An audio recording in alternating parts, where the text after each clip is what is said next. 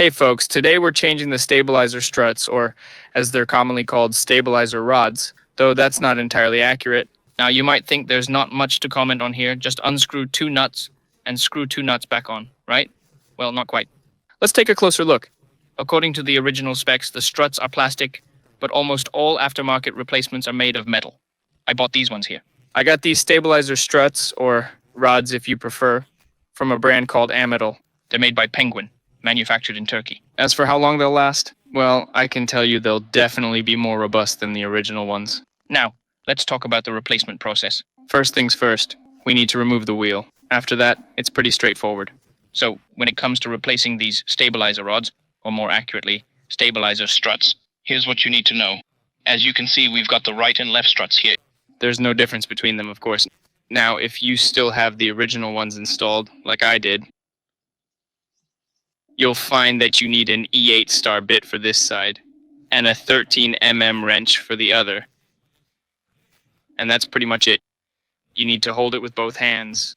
Basically, you unscrew one, then the other, and take out the whole thing. It might shoot out a little, but not too much. It'll just pop out slightly. Nothing too scary will happen. Well, that's it. But you can actually get used to doing it yourself. However, with a jack, it's really easy and convenient if you have one. There's no effort required. You can even drink coffee or have some kind of smoothie while you're doing it. As you can see, I'm doing it with one hand. That is what you call, well, almost relaxed.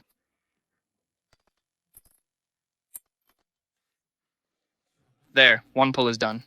Clever, right? Of course, I pre-sprayed everything with WD. Everything's perfect. We jack up the car a bit, and it comes off literally with one finger.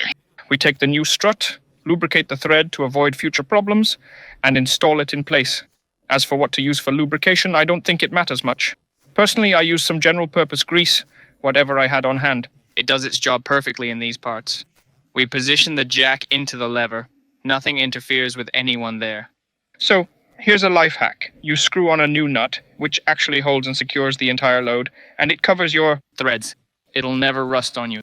When it's time for you to change to a new one, after 10,000, 20, 40, 50,000 kilometers, everything will be just perfect for you. There are also two of them. This is, let's say, a garage life hack. It's just such a neat trick. Big thanks to him. Well, that's basically it. There's nothing more to comment on here. As for the durability of the struts from Asmatol, I can't say much at the moment. At the time of making this video, I've only driven about 15,000 kilometers. So far, everything's good with them, but the mileage is still too low to tell. We'll keep an eye on it. And that's all I have for today. Thanks everyone for watching. See you next time.